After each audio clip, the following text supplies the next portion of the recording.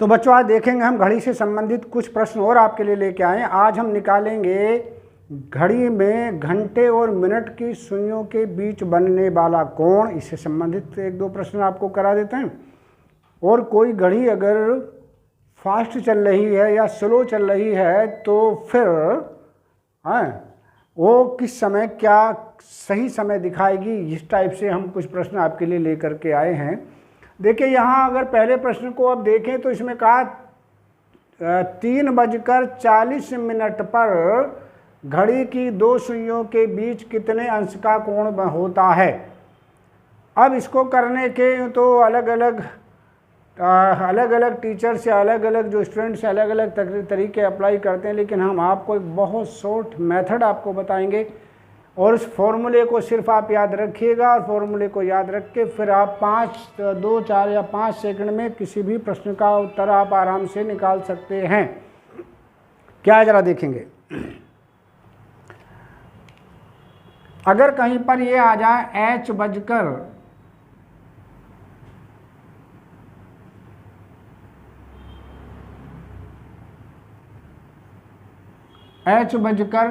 'm' minute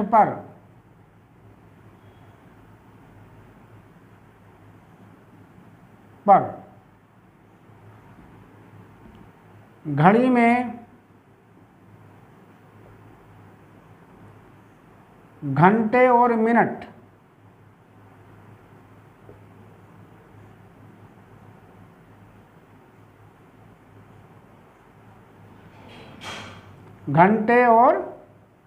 minute की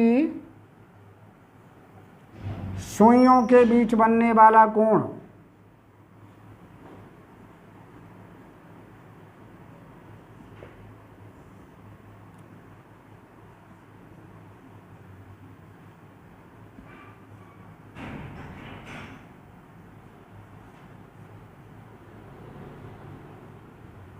बनने वाला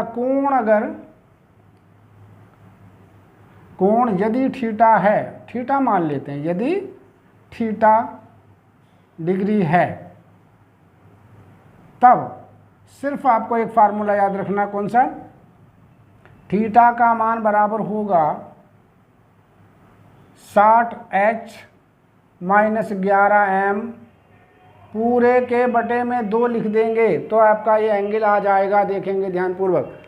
अब हम यहाँ से अगर देखें, यहाँ 3:40 की बात कर रहे हैं इस प्रश्न में, तो घंटे। अब इस प्रश्न को यदि आप ध्यान से देखें, 3:40 का मतलब है 3 को घंटों में कन्वर्ट करेंगे और 40 मिनट का मतलब यहाँ m का कन्वर्ट करेंगे। इस सवाल में क्या दिया गया, h का मान है 3 और m का मान है कितना, 40।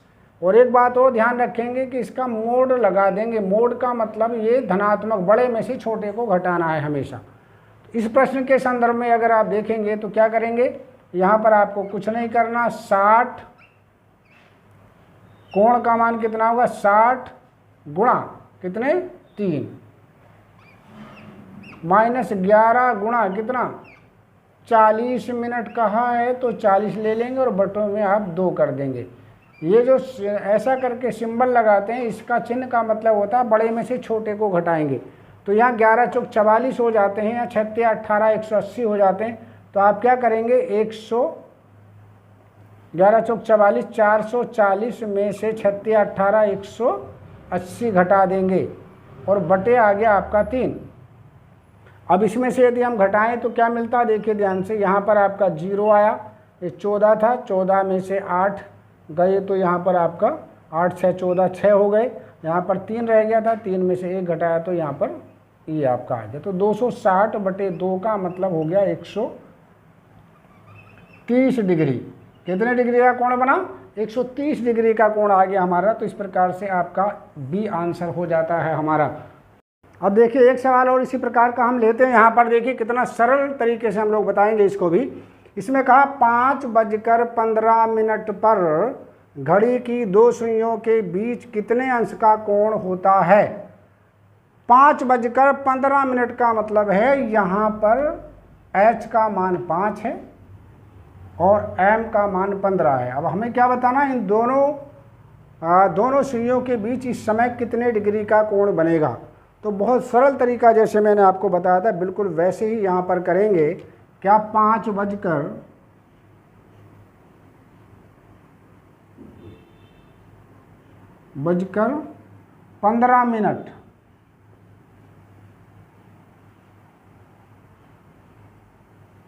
पर घड़ी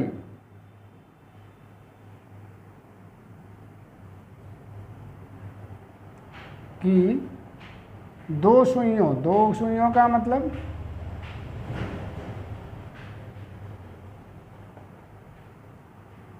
के बीच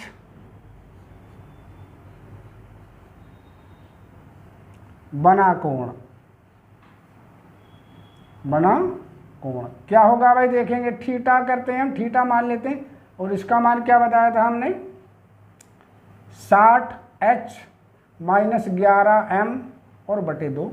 बस इतना आंसर आप रख दीजिए और आपको यहाँ पर मिल जाएगा। H का मान कितना बताया यहाँ पे, अगर आप H की बात करें तो यहाँ पर 60 गुणा H का मतलब 5 घंटे, H का मतलब घंटे और यानी 5, तो इसे हम 5 से गुणा कर देंगे यहाँ।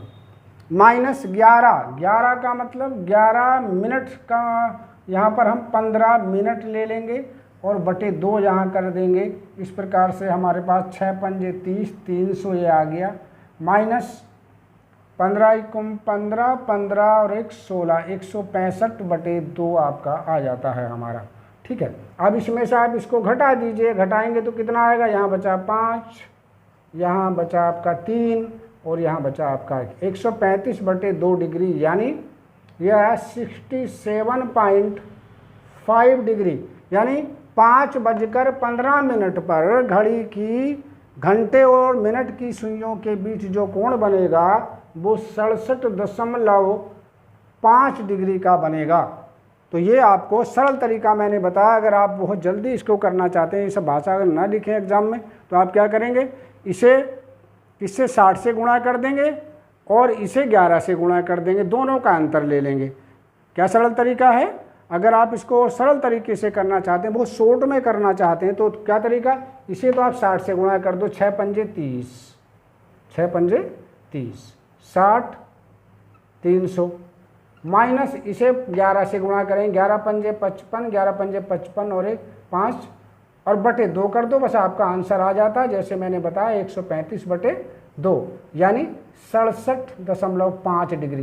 तो देखिए 2 3 4 5 सेकंड, 5 सेकंड तक आप इस प्रश्न को आराम से कर सकते हैं। मैक्सिमम 5 सेकंड का समय लेंगे अगर आप इसको एग्जाम के दृष्टिकोण से करेंगे तो।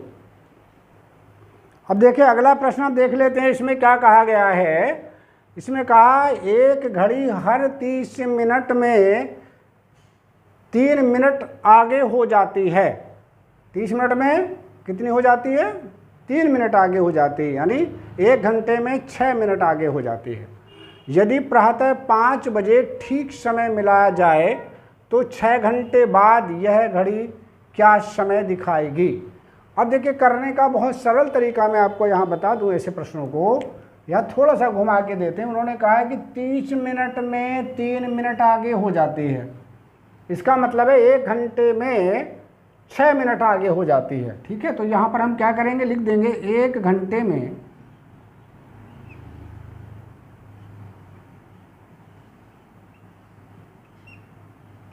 घड़ी आगे हो जाती है बराबर 30 मिनट में कितनी होती है, 3 मिनट। तो 60 मिनट में कितनी होगी, 6 मिनट आगे हो जाती है। अब ध्यान से देखेंगे, उन्होंने कहा है कि 6 घंटे बाद, 6 घंटे का बाद का मतलब 6 घंटे में कितनी आगे होगी, कितनी होगी आगे 6 घंटे में भाई, 6 गुणा 6 यानी 36 मिनट आगे हो जाएगी। ठीक, अब देखिए अब प्रश्न में क्या कहा इन्होंने कहा 5 बजे घड़ी में ठीक समय मिला दिया। ठीक है, तो 5 बजे प्लस 6 घंटे बाद, 5 के बाद 6 घंटे हो जाएंगे तो कितना हो गया, 11 बज जाएंगे। 11 बजे सही समय है। ये कौन सा समय होगा, ये सही समय होगा। 5 से 6 घंटे बाद 11 बज जाएंगे, लेकिन इतने 6 घंटे में वो 36 मिनट आगे होगी। ठीक है, तो जो घड़ी में समय दिखाया जा रहा है वो क्या होगा, घड़ी में समय, जो घड़ी में समय दिखाएगी वो क्या होगा भाई, 11:36 दिखाएगी। कितना, 11:36 बजे, या प्रातः ही कह सकते हैं। प्रातः का मतलब सुबह, सुबह में लाया था, चूँकि प्रातः का जिक्र आ रहा है तो 11-12 बजे से पहले पहले को तो हम प्रातः ही कहेंगे। तो क्या समय दिखाएगी, 11:36। तो इस प्रकार से कौन सा आपका आंसर हो जाता है, ये सी आपका आंसर हो जाता है हमारा। चलिए एक अंतिम प्रश्न देख लेते हैं बच्चों। इसमें कहा गया है एक घड़ी प्रतिदिन 15 मिनट आगे हो जाती है, इसे दोपहर 12 बजे मिलाया गया, यह घड़ी अगले दिन प्रातः 4 बजे क्या समय दिखाएगी। अब देखिए यहाँ सवाल को करने के लिए सवाल प्रश्न बहुत सरल है, लेकिन हम इसको 3 चीज़ों पर ध्यान देंगे। पहला ध्यान देंगे प्रतिदिन 15 मिनट आगे हो जाती है। प्रतिदिन का मतलब होता है यहाँ क्या होता है, प्रतिदिन का मतलब यहाँ प्रतिदिन का मतलब हो जाता है यानी 24 घंटे में, 24 घंटे। ठीक है, आगे क्या कहा, दोपहर 12 बजे, दोपहर 12 बजे इसे मिलाया गया, तो दोपहर 12 बजे से अगले दिन 4 बजे तक कितने घंटे होंगे ये दिखाना है। तो क्या लिखा है, सबसे पहले हम यहाँ ये निकाल लेंगे, दोपहर 12 बजे से अगले दिन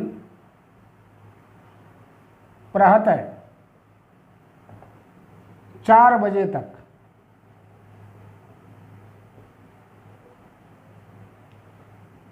कुल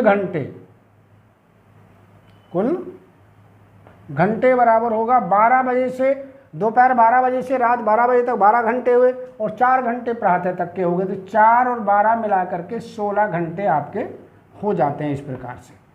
ठीक है, अब यहाँ प्रश्न में क्या कहा भाई, इसमें कह रहे हैं कि 15 मिनट लेट होती 24 घंटे में, तो हम क्या करेंगे, 24 घंटे में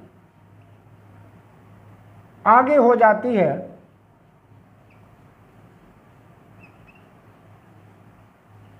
कितनी आगे हो जाती है, बराबर 15 मिनट। तो आप क्या करेंगे, कितने में निकालना आपको, 1 घंटे में कितनी आगे हो जाएगी, ये अगर हम देखें तो ये 15/24 हो जाएगा हमारा। अगर हम इसे निकालें 16 घंटे में कितनी आगे हो जाएगी, तो 16 घंटे में क्या करेंगे बच्चों, 16 से इसे मल्टीप्लाई कर देंगे, तो ये हमारे पास हो जाएगा 15 × 16/24। 8 से इसे हम काट देंगे, 8 तिये 24, 8 दूनी 16, 3 से इसको काट दे, 3 पंजे 15, तो कुल मिलाकर के 5 दूनी 10 मिनट लेट आगे हो जाएगी ये घड़ी। ठीक है, तो जब 4 बज रहे होंगे तो उस समय घड़ी में 4:10 का समय होगा, तो घड़ी का क्या समय होगा, घड़ी का समय ये हो जाएगा आपका 4:10। इसमें दिया पूर्वाह का मतलब प्रातः लिख देंगे, तो क्या लिखेंगे इसमें, पूर्वाह। तो कौन सा आंसर हुआ इस प्रकार से, हमारा ए इसका आंसर हो जाता है इस प्रकार से। तो बस आपको क्या करना था, ये कैलकुलेशन करनी थी और उसमें 10 मिनट जोड़ करके आगे बता देना था।